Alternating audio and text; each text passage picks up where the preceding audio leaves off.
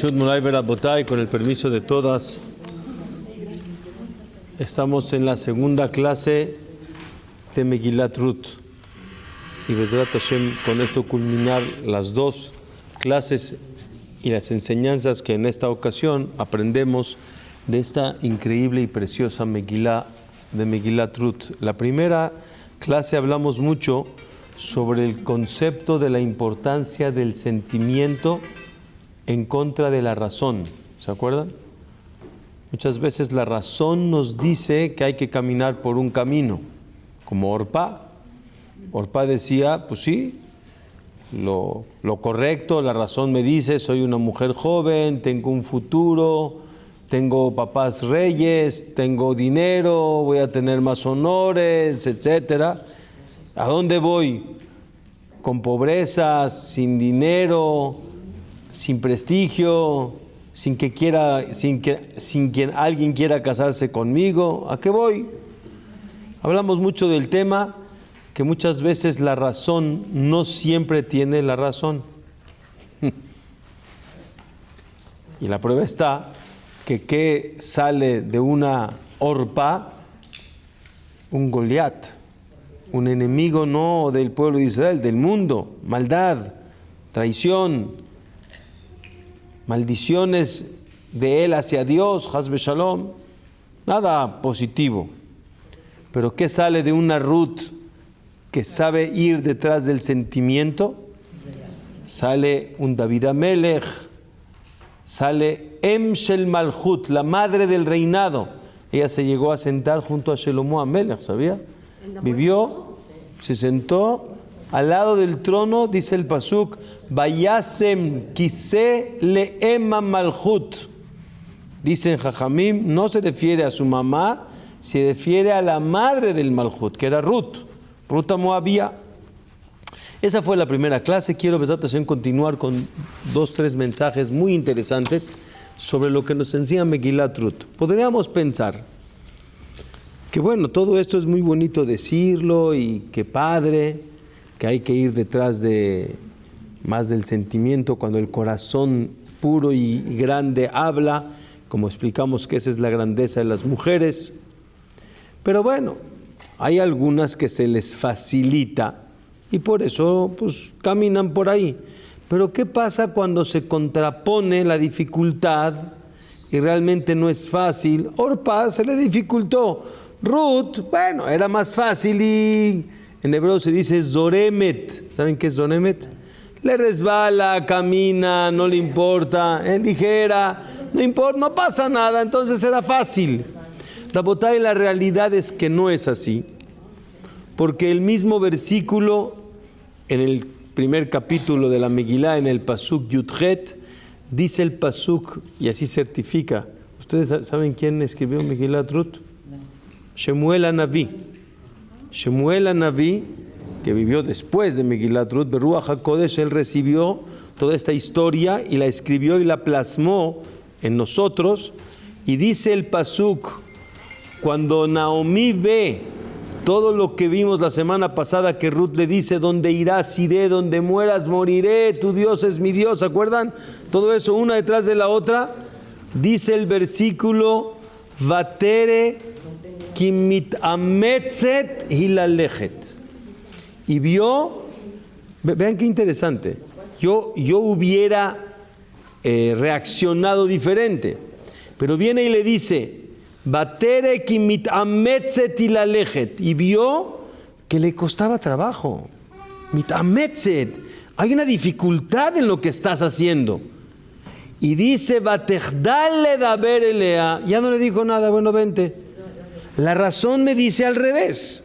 Si veo que te está costando trabajo, y más hoy en un mundo chiqueado, que a todo mundo le decimos, no se vaya a traumar. No lo vayamos a esforzar demasiado, porque se nos pueden traumar, lo aleno. Entonces viene y dice el pasú justo al revés. Cuando veo que le cuesta trabajo, dice Naomi, pues que venga. ¿Por qué no le digo, mira, si tanto te cuesta trabajo, ya suéltalo? Vete como tu cuñada, como Orpá. Rabotay viene y dice no, porque Ruth de veras le costaba trabajo. Ruth tenía clara su línea, a dónde quiere ir, pero nadie dice que era fácil. Claro que cuesta trabajo. Rabotay, y viene aquí una situación de dificultad, me cuesta. ¿Qué crees? Pero cuando Naomi vio que realmente se esfuerza porque quiere llegar a la finalidad correcta, estás en el buen camino. Escuchen el primer mensaje y después esto voy a empezar a ampliar. Normalmente el mundo que vivimos es la regla del menor esfuerzo. Así se vive hoy. Bueno, no sé si todos, algunos, pero esos algunos ya se hicieron muchos. Y yo no quiero ser de ese grupo, pero es la regla del menor esfuerzo. La regla del menor esfuerzo. Y justamente para llegar al éxito, para llegar a tener un Shem Tov, para llegar a la cúspide, se necesita escalar, se necesita esforzarse, se necesita trabajar, se necesita llevar a cabo un día con día, contra todo. Contra todo. Pero se necesita litametz. Y vean, Rabotay, para esto una prueba. Les voy a traer una prueba. Viene Rabotay la Gemara,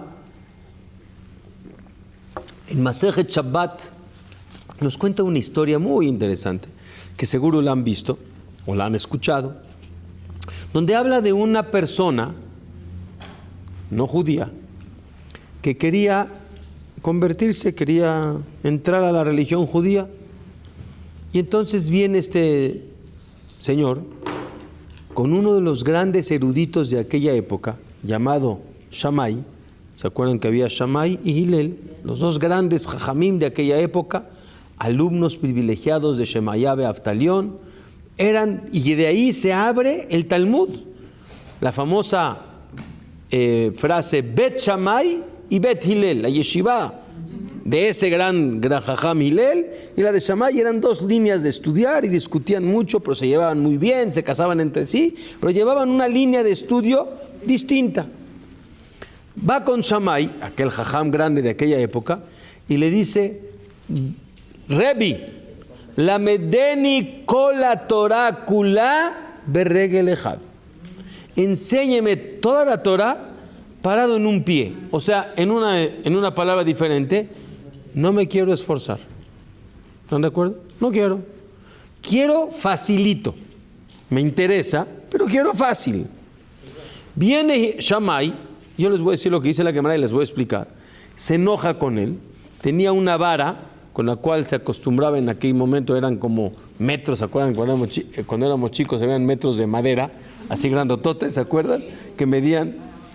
Con ese metro, ¿sí? A Mata Binyan, con que medían los edificios, ¡paz! Le pegó y dice: vete de aquí, ¿qué te pasa? ¿Qué estás jugando? ¿Qué crees que la Torah se aprende en un pie? Como que enojado, ¿no? Se va. Va con Hillel. Después de, no sé, 1 o 2 días, busca al otro jajam. Dice: Rebi la medeni kola Torah berregel ejad. Aquí viene la parte que no se entiende. Hillel y Shammai eran amigos. Se llevaban. Tenía razón Shammai. Oye, ¿qué? ¿Estás loco? Que la Torah se estudie en un día y parado en un pie. Eso es absurdo. Hillel toma una conducta distinta y lo recibe. Porque fíjense, le cuenta: mire, fui ayer con Shammai y le pedí lo mismo, pero ¿qué cree? Me sacó casi a patadas. Pero ahora vengo con usted. ¿Me recibe? ¿Y qué le dijo? Sí. ¿Y qué le dijo? Lo que no te gusta que te hagan, no se lo hagas a los demás. ¿Y eso qué? ¿Eso es toda la Torah en un pie? ¿Cómo? Dígame, ¿dónde está toda la Torah? La pregunta es: ¿por qué Hillel lo recibió? Rabotay, vean algo profundo, interesante. Cuando Hillel escucha la versión de lo que le acaba de contar, que fue con Shammai y lo empujó, le pegó, lo sacó, lo humilló, lo despreció. ¿Qué otra palabra quieren? Mal hecho de él, ¿eh? El mal hecho que quiere estudiar toda la Torah en un momento.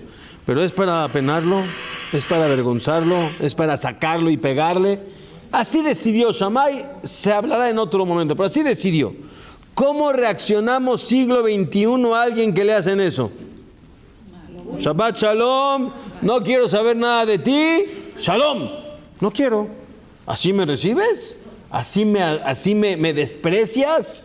¿Así me humillas? ¿Pero qué creen? Él volvió a regresar. Hay un pequeño, aunque sea pequeño, pero es un grado de esfuerzo. Hay un punto, bienvenidos, hay un punto de interés. Hay un punto de valorización. Y estoy dispuesto a esforzarme, por lo menos, a ir una segunda vez, aunque le estoy pidiendo exactamente lo mismo.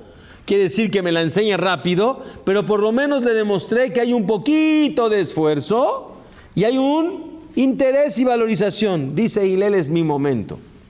Venga para acá. ¿Qué le dice? Lo que no te gusta que te hagan, no se lo hagas a los demás.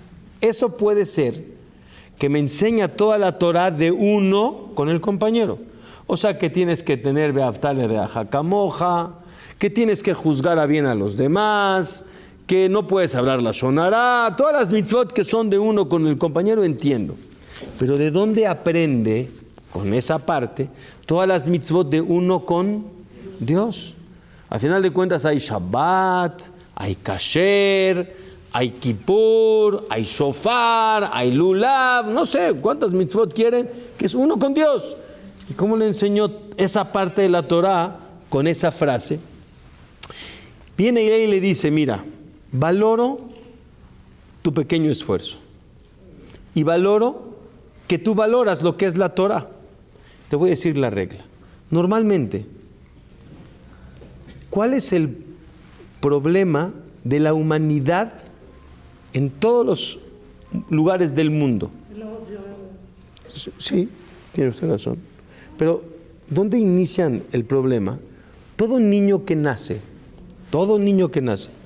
los primeros meses y años de su vida se acostumbra a recibir y no a dar. Bueno, sí. Por eso, es una realidad, pero es un problema. ¿Por qué? Porque cuando empieza a crecer, empieza el reto de cambiarle esa ideología que ahora tiene de que todo me corresponde. Porque la mamá, y así tiene que ser, depende total y absolutamente de su mamá.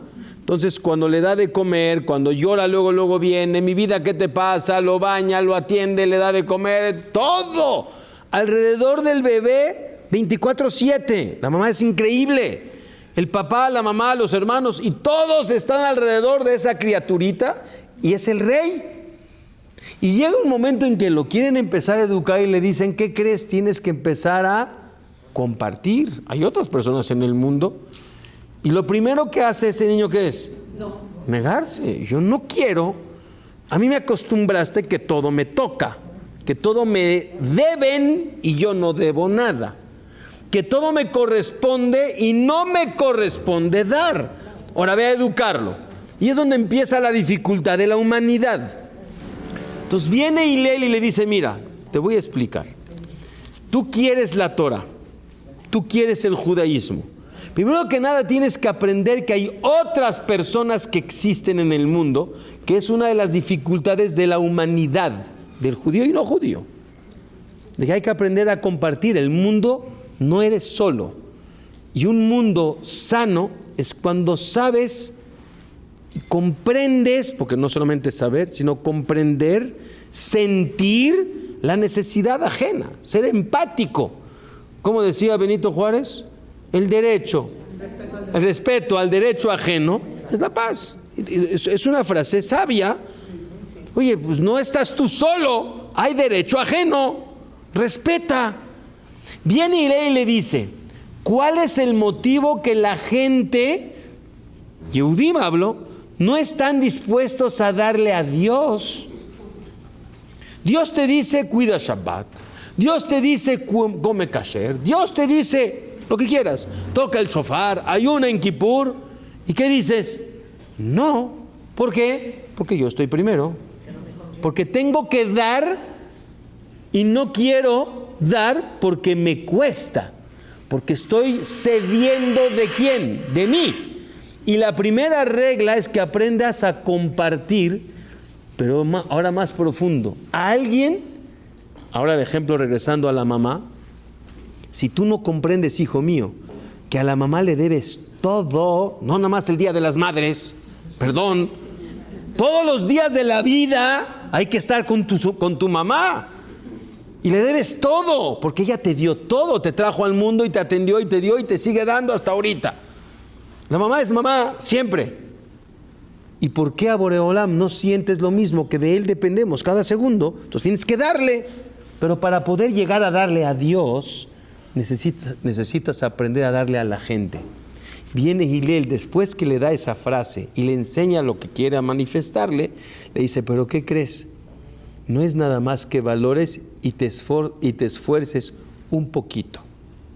Para eso hay que esforzarse bastante, porque hay una dificultad entre lo que quieres y lo que debes, lo que tienes que hacer y lo que quieres hacer, porque no todo lo que me gusta lo quiero y no todo lo que quiero me gusta. ¿Están de acuerdo? No todo lo que me gusta quiero y no todo lo que quiero me gusta. ¿Sí me entienden?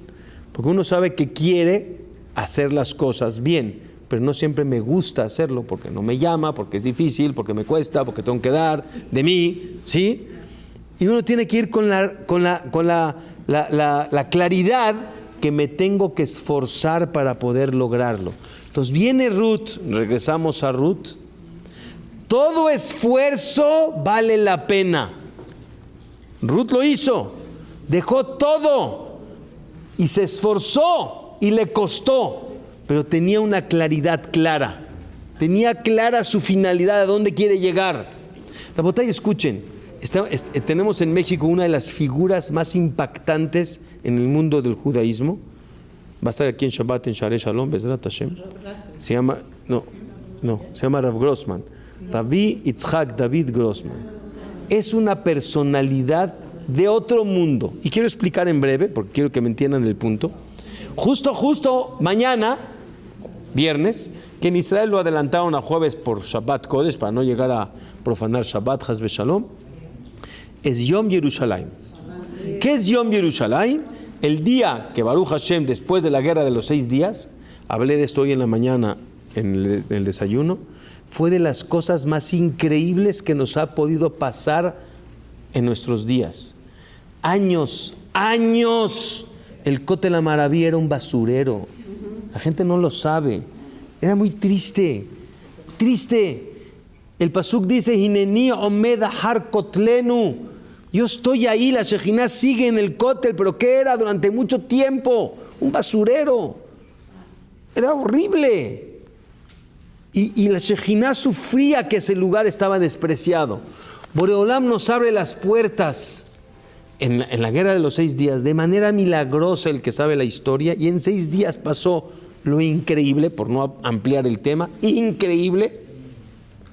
Y Rabotay, el día que se abre la primera oportunidad en años de poder entrar al Kotel Amaraví, todos los Yehudim de Jerusalén que habían en aquella época empezaron a correr y no sabían hacia dónde, porque no sabían la ruta, porque no había.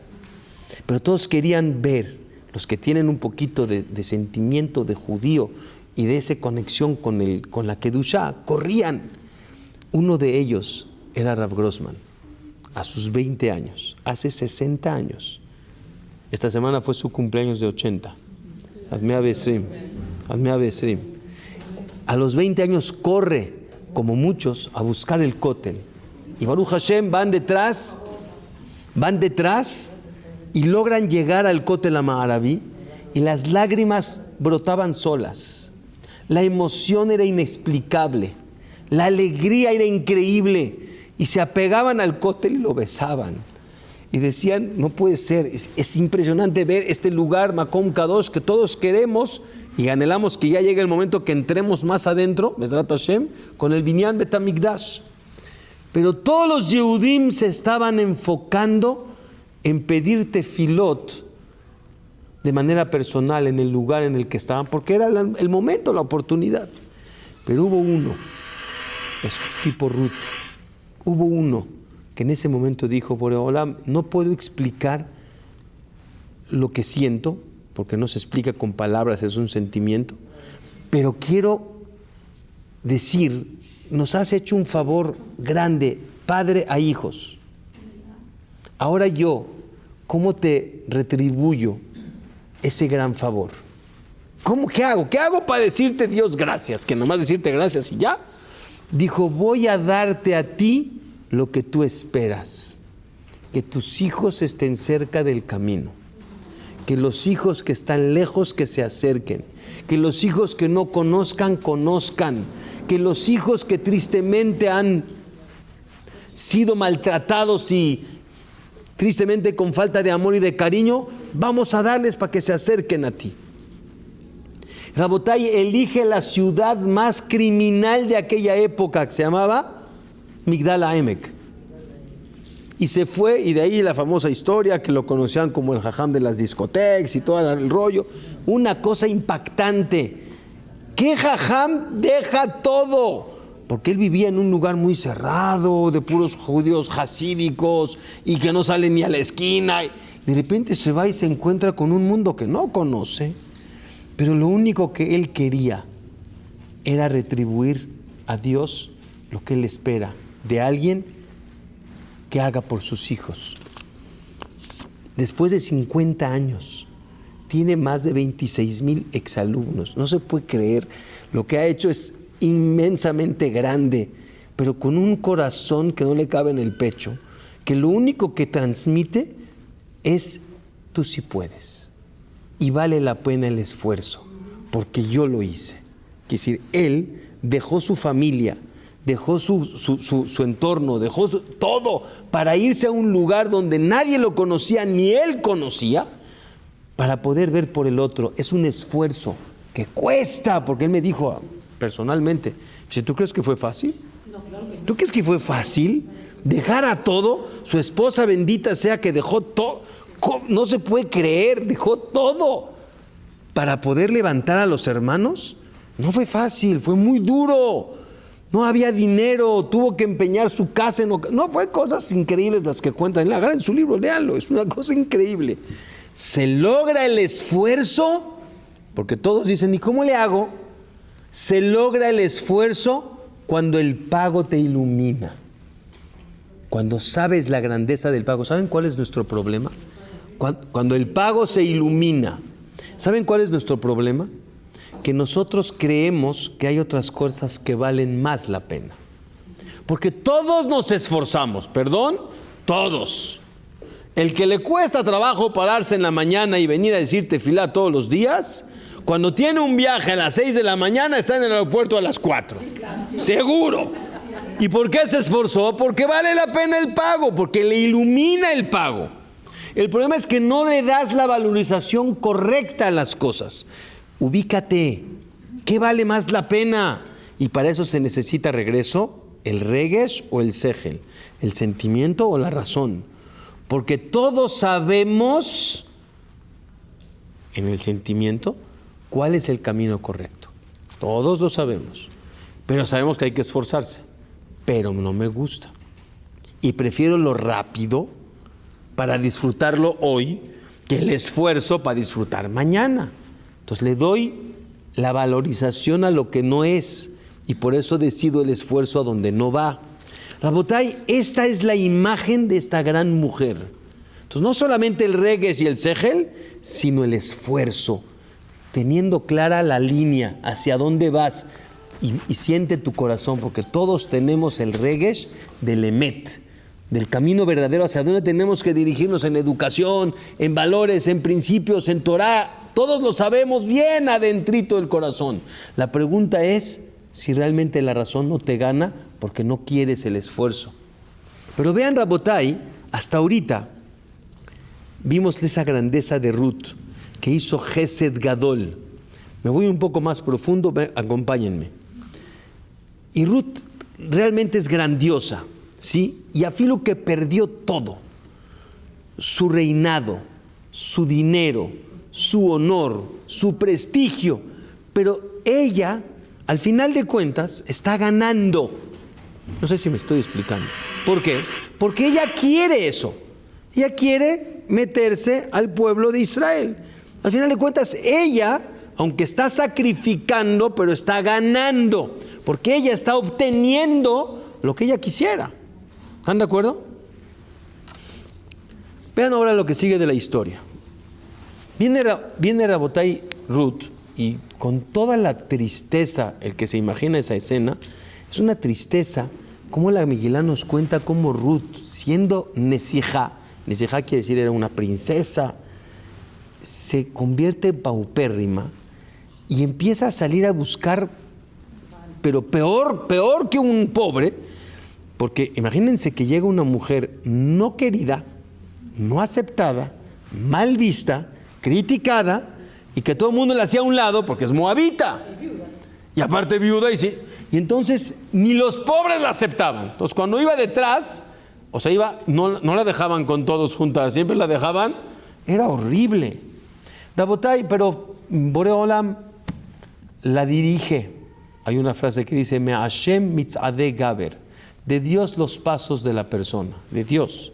De repente ella no sabe por qué, porque no conoce, pero llega al campo de Boaz. Les explico en breve. Boaz era pariente de Naomi. ¿Por qué? Vean qué descendencia, está interesante.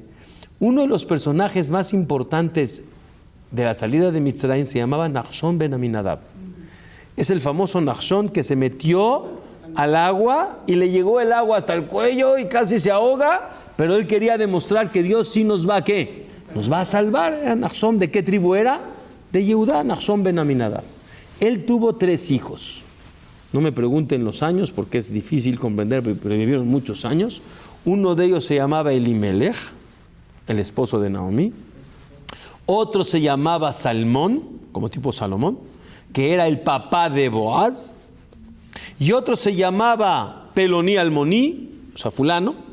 Hay quien dice que se llamaba Tob, no importa, pero era el tercero, que era el hermano tercero de Elimelech. Los 3 hijos de Nachshon ben Aminadab. ¿Estamos bien? Otra vez, Nachshon ben Aminadab tiene 3 hijos. Esos 3 hijos, uno de ellos es Elimelech, el que está casado con Naomi.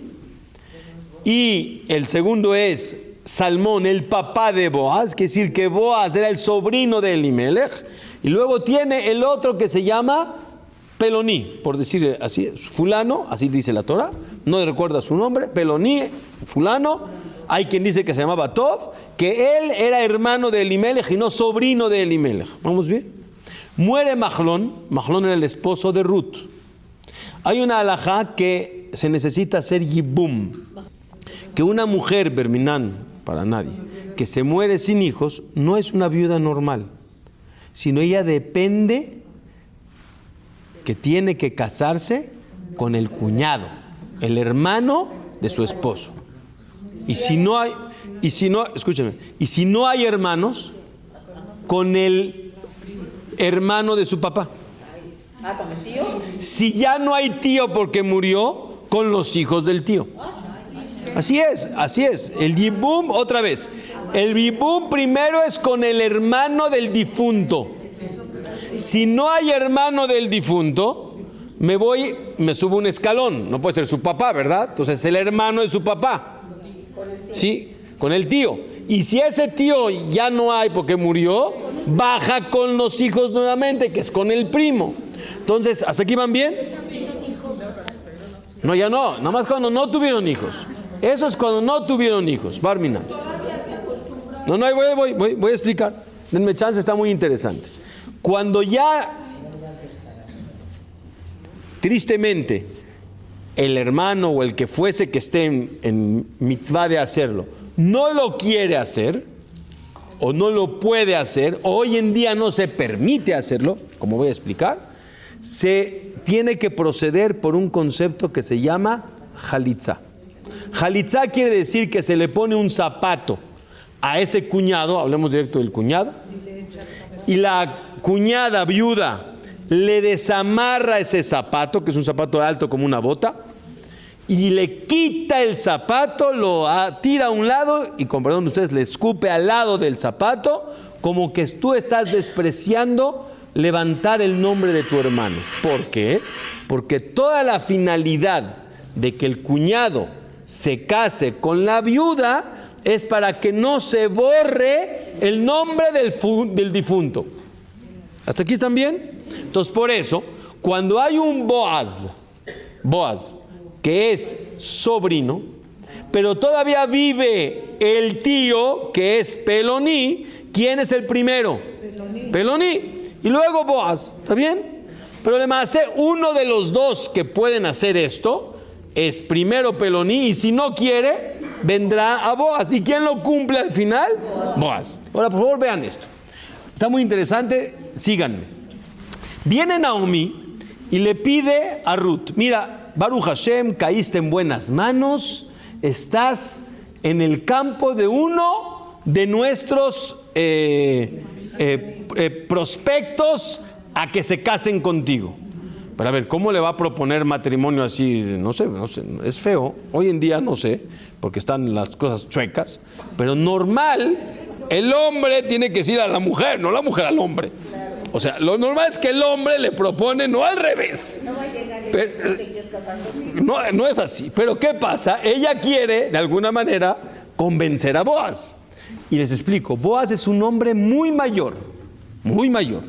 Hay quien dice que tenía 400 años. Ruth, vamos a decir que no era así, pero era un hombre ya zaquén. Ruth era una mujer joven y muy bonita. Los jajamín dicen que, y les voy a traer la prueba, era una mujer muy bonita y joven, pero tristemente viuda. Viene Naomi y le dice, pero ni modo, pues tienes que casarte con... Entonces viene y le dice, pues lo más fácil que sería, la Gemara dice, les voy a cerrar el tema, la Gemara dice que cuando Bar Minan, una mujer joven, fallece su esposo y el hermano es un hombre ya muy mayor, el Bedín lo convence, en aquella época, que no le haga yibum, que le haga jalitza y que le deje casarse y que haga su vida, ¿no? Que era lo que tendría que ser ahorita, ¿no? Me preguntó usted hoy cuál es la halajá. Hoy en día no se hace yibum, únicamente se hace jalitza, porque nadie tiene el nivel de casarse con la cuñada, nada más por levantar el nombre del hermano, es más por otras intenciones. ¿Y si alguien quiere se puede? No, ya, la halajá es que no se puede. Okay. Rabotai, viene Naomi y le dice a Ruth, escuchen algo que no se entiende. Viene y le dice, mira, Ruth, vas a ir hoy a buscar a Boaz, pero fíjate, te vas a bañar, te vas a perfumar, te vas a vestir guapa y vas a ir en la tardecita al campo de Boaz, pero te vas a esconder, no te vayan a ver porque qué feo. Te vas a esconder y vas a buscar el lugar donde duerme Boaz. Van a preguntar que Boaz duerme en los graneros. Explican que era el momento de recopilación de toda la cosecha y a los dueños les daba miedo, obviamente, que la gente les robara. Y entonces los dueños, como sabemos en sus negocios, son cuidadosos y cuando hay mucha mercancía y demás, ahí está el ¿qué? El dueño, para ver que no haya problemas. Entonces se quedaba a dormir. Checa dónde es el lugar donde se va a dormir Boaz y ahí escóndete. Está muy fea, la historia. Escuchen, me quiero explicar, me queda poco tiempo. Déjenme seguir. Es muy rara la historia. Y le dice, escóndete. Boaz va a comer, va a cenar, va a estar tranquilo y se va a ir a acostar. Cuando se va a acostar, obviamente se tapa uno, ¿no? Y cuando se tapa uno, los pies están descubiertos, o sea, no hay calcetines, pero estás tapado con la cobija. Entonces, cuando ya esté él descansando, entonces la parte de atrás, o sea, de los pies, no de la cabeza, tú estás escondida en esa parte. En la parte de la no sé cómo decir, de la cama, o sea, ¿sí? La piecera, muy bien. Y cuando entonces ya esté dormido, vas a levantar la cobija de ahí y le vas a destapar los pies. Y entonces espérate a ver qué te dice. Digo, señores, ¿me entienden que esto está raro? Esto huele mal para los que no tenemos cabeza limpia. Porque obviamente hablamos de una mujer pura, no hablamos de una mujer sucia. Pero Naomi le pide algo raro y absurdo. Perdóname, ¿cómo crees que va? ¿Cómo se va a meter? No se entiende. Viene Rabotai y con un viejito, ahí se da cuenta. No, dijo muy bien, porque eso enseña que no era deseo. Porque si es un viejito, ¿qué deseo? No llama. Escuchen, Escuchen. Preguntan, quiero seguir porque es muy interesante el mensaje. Viene Rabotay el Malbim y explica algo muy profundo. Escuchen bien. ¿Qué es esto de Yibum y de Jalitza? Repito, el Yibum es casarse el cuñado con la cuñada y Jalitza es que le quita el zapato. ¿Qué es eso que le quitas el zapato? ¿Y qué es eso? O sea, ¿qué hay detrás de toda esa situación rara? Rabotay, escúchenme, al pie a Kabbalah, dice el Malbim así. Toda persona tiene cuerpo y alma, ¿sí? El alma obviamente es espiritual. En el mundo terrenal, un mundo material, el alma, ¿cómo la proteges para que no se dañe de ese mundo material? Es el cuerpo. El Malbim dice, así como la persona cuando camina en un lugar donde hay tierra, espinas, lodo, tiene que ponerse zapatos, de la misma manera el alma necesita un zapato. Y ese zapato se llama cuerpo. El cuerpo, y de ahí la famosa alajá, que nunca sepan, que un Abel se quita los zapatos, porque se le quitó el zapato a la Neshama. ¿Me expliqué? La Neshama salió del zapato. Es una de las explicaciones, explica eso, es el pie a Kabbalah. O por ejemplo, cuando le dijo a Kadosh Baruj Hu a Moshe, cuando estaba enfrente de la zarza, le dice, salna, aléjame al ragleja, quítate los zapatos, o sea, desprende tu parte que tienes de conexión con la materia para que puedas hablar conmigo, porque es la parte espiritual de la nebuá, la profecía. Muy bien. Entonces viene Rabotay y la persona que tristemente, Berminal no aleno, fallece sin hijos, esa Neshama no tiene, no voy a decir no tiene paz, sino está inquieta. ¿Por qué? Porque no dejó herederos, no dejó su nombre, no hay continuidad, no logra trascender. Y de alguna manera, así dice el Malbim, como que le toca a la esposa, diciendo de esa manera, para que, oye, pues no tuvimos familia, no hubo descendencia. Viene Rabotay la Torah y dice un hidush. ¿Cómo logras que reviva el muerto? ¿Qué es hidush? La novedad. Bien, hay que lograr generar que vuelva el zapato. ¿Cómo? Viene el hermano, o sea, los hermanos vienen de una neshama que es papá y mamá. Porque papá y mamá es la misma neshama. Entonces, una partecita de esa neshama. Entonces, parte de la neshama del hermano también es la del difunto. Cuando él se une a esa persona, o sea, a esa mujer viuda, y logran tener un hijo, a ese hijo, ¿qué nombre le van a poner? El del difunto. Quiere decir, volvió a nacer. Regresa nuevamente la oportunidad que la Neshama venga y pueda levantar nuevamente su nombre. Y así dice el Pasuk, Shelo imaje shemo be Israel, para que no se borre su nombre. Por eso van a ver más adelante Ruth, cuando le nace el bebé a Ruth, dice el Pasuk, Veyulad ben le Naomi. ¿Cómo Naomi? Naomi es la abuela. Sí, pero volvió a nacer su hijito Mahlón. No. Muy bien, ahí hay que ver por qué no le puso Mahlón, le pusieron Obed. No dejemos eso a un lado. Pero dice, le nació un hijo a Naomi, Pirush, volvió a nacer esa Neshama. Pero ¿qué pasa cuando tristemente el hombre no le va a hacer Yibum, por el motivo que fuese o porque hoy no se hace? Dice, viene la señal del zapato.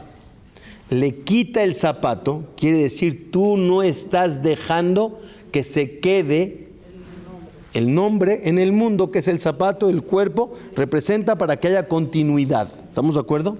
¿Sí? Entonces, al quitarle el zapato, es como manifestando, no quieres darle descendencia y frutos a tu hermano. Es el peshat, al pie a Kabbalah del Yibum y la Jalitza. Viene Naomi y le dice a Ruth, ¿qué hacemos? ¿Cómo le voy yo a decir a Boaz que se case contigo? Está feo, ¿no? Pero tengo que darle una señal. Y la única manera de darle esa señal es cuando lo encuentre sin zapatos. Pero ¿cómo lo va a encontrar sin zapatos? Nada más cuando se van a dormir. Y nadie está ahí. Pues ni modo, te vas a tener que esconder. Pero obviamente había esa seguridad que Ruth era grande y Boaz también. Y no iban a caer en ninguna cosa equivocada. Entonces cuando le revela, o sea, le destapa los pies, ¿qué le dice? Tú estás ahora sin zapatos. Tu primo también está sin zapatos. No tuvo hijos. Y entonces es momento de levantar el nombre de tu primo. ¿Y qué le contesta Boaz? Tienes razón, pero yo estoy en segundo lugar. Vamos a preguntarle primero a quién. Al de arriba. Y si él no quiere, tú tienes razón, yo le entro. Bien, ¿hasta aquí estamos bien? Rabotai, nada más quiero decir un paréntesis. Si toda la finalidad del Yibum es para que no se quede sin trascendencia, porque no hubo hijos, pero qué hermoso es cuando los hijos que sí tenemos realmente logran enseñar la trascendencia que deben de enseñar. Entonces, ¿cuál es la preocupación más grande de los hijos? No tenerlos, educarlos, enseñarlos para que logremos trascender. Escuchen, es lo más importante, porque tristemente las generaciones a veces empiezan a tomar rumbos diferentes y muchas veces se corta la descendencia. No Barminan que no hay hijos, hay, pero no siguen y no trascienden y Barminan se empieza a borrar la descendencia. Por eso es importante mantener siempre a la familia en una línea correcta, obviamente con amor y con cariño, pero que no se rompa la continuidad y que el pueblo, muy bien, pero también va a haber continuidad. Rabotai, pero vean qué increíble. Este mensaje fue nomás como paréntesis. ¿Cuándo tenemos que esforzarnos? Baruch Hashem, que tenemos familia, que las familias, los hijos, los nietos, sigan el camino y logremos siempre trascender para bien. Por eso, ese es el Peshat profundo, Tov Shem, Mishem en Tov. Es el buen nombre que dejas para trascender. Rabotai. Viene ahora Boaz y le dice algo que a mí me llama mucho la atención. Más quiero cerrar, no quiero que se me olvide. Sale que Obed es Mahlón, como les dije, y Mahlón viene a lograr trascender. ¿A qué hijo trae? Obed tiene un hijo que se llama Ishai. Ishai es uno de los pocos contados con una mano que no pecaron en su vida. Ese viene de un hombre que volvió a nacer. ¿Y quién tiene Ishai? A un David Amelech. ¿Y quién viene de David Amelech? El Melech HaMashiach. O sea, Shlomo, hasta el Melech HaMashiach. Vean, Rabotai, cuando hay una fuerza verdadera de trascender. Pero ¿a qué voy? Viene Boaz y cuando le dice a Ruth, sí, tienes razón, vamos a hacerlo. No sé si yo o el pariente que está antes que yo. Pero viene y le dice, el favor que tú estás haciendo ahorita, o sea, tu acción es mucho más grande que la acción que hiciste con tu suegra. ¿Cuál? ¿Qué estoy haciendo más ahorita que la primera? Dice Rabotai, escuchen qué increíble. La primera acción, todo se podría explicar que al final de cuentas, ¿para quién es? Para mí. Porque yo quiero, de alguna manera, ser de este pueblo, llevar esta línea, me siento contenta. Pero Rabotai, cuando ya llega una oportunidad nueva de casarte, porque ella se casó con un yehudí, con Mahlón, ella quería un yehudí, se casó con él, pero luego murió. Ahora tiene dos opciones: o decirle al jajam a Boaz, como dice la Gemara, que lo convenzcan que no se casen conmigo, para que yo pueda tener una nueva vida con un muchacho nuevo, joven, hijos, familia, familia, todo, pero bien. O no, cásate con el viejito, o con otro peor que se llama Tov, que es mucho más mayor, ¿no? Y viene Ruth y dice, espérame, ¿me tengo que fijar en mí o tengo que fijarme en el exesposo Mahlón? Dice Boaz, no puedo creer lo que estoy viendo, no puedo creer.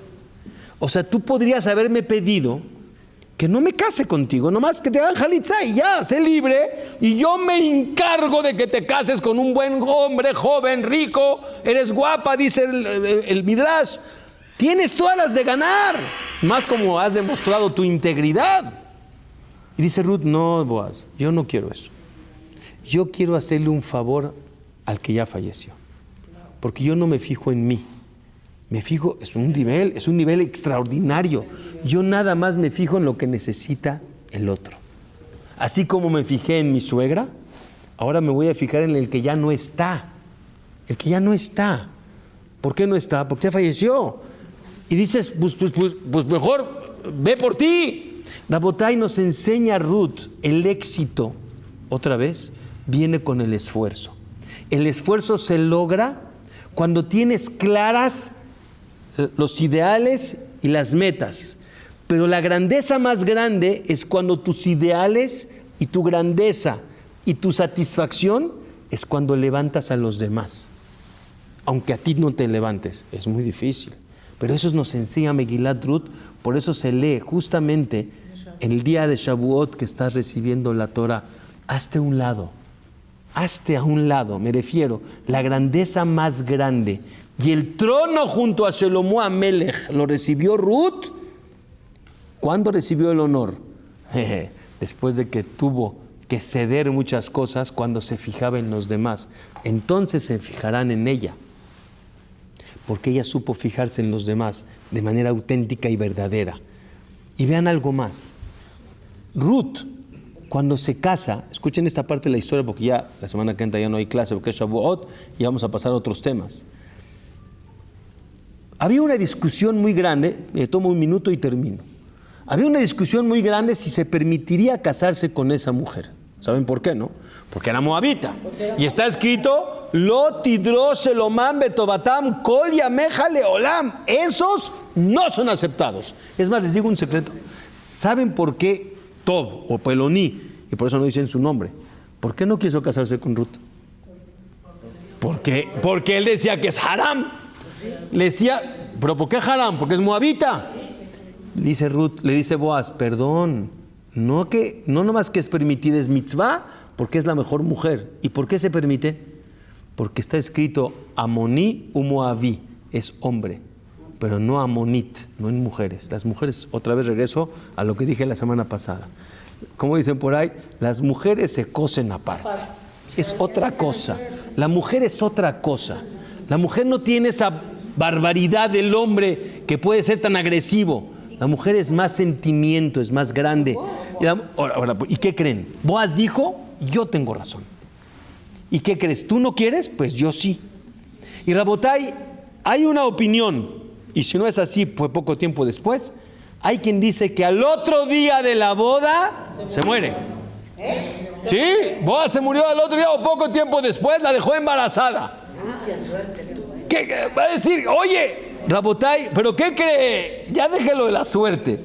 Imagínense la crítica, porque ya saben que todos opinamos. ¿Ya ves quién tenía razón? O sea, todavía son ¿cómo se llama? Los testigos de Dios de por qué pasan las cosas. Y empezaron a decir que se murió.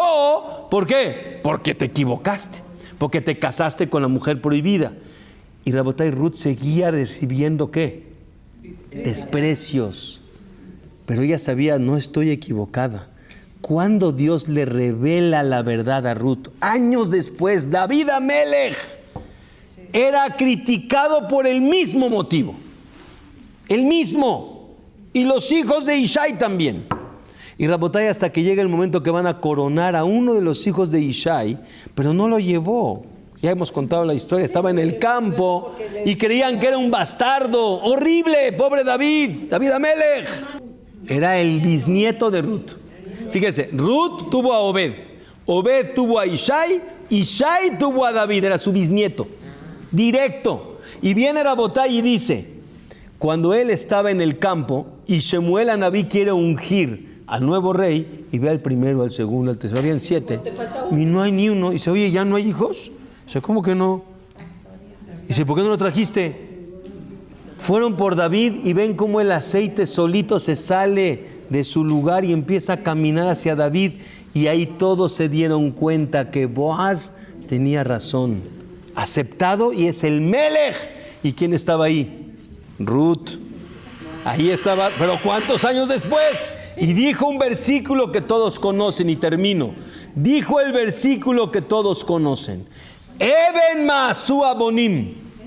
Hay piedras que desprecian los constructores y creen que no son piedras para construir. Escuchen qué profundo pasuk. Y esa piedra, Hayetá le rospina. ¿Cuándo lo decimos? En Halel. Even ma'asu abonim, Hayetá le rospina. Y entonces ahí todos los alrededor dicen, Me'eta shemaitazot, y niflat be'enenu. No sabíamos, Dios, perdónanos, Me'eta Shem, nos los ocultaste. ¿Qué dicen todos al final? No se preocupen, Zea yom asa Hashem, Nagila benismejabo. Es un día de alegrarse. Ese es el día de Shavuot, cuando Ruth nos enseña que la manera y la forma de cómo caminar, termino, es el regesh cuando se contrapone contra el sejel, es el sentimiento contra la razón. Y claro que es difícil, pero si tienes claridad en los objetivos hacia dónde vas, como les dije el título, el esfuerzo se logra cuando el premio te ilumina. Y entonces tienes claras las líneas hacia dónde vas y entonces logras llevar el camino con el esfuerzo y al final sale la madre del Malhut, que es Ruth. Es la madre de ¿qué es Malhut? La que sabe gobernarse en los momentos difíciles para poder recibir al final el honor correspondiente, el privilegio de ser parte de este Klal Israel, el Melech HaMashiach. Shabbat Shalom Mevorach.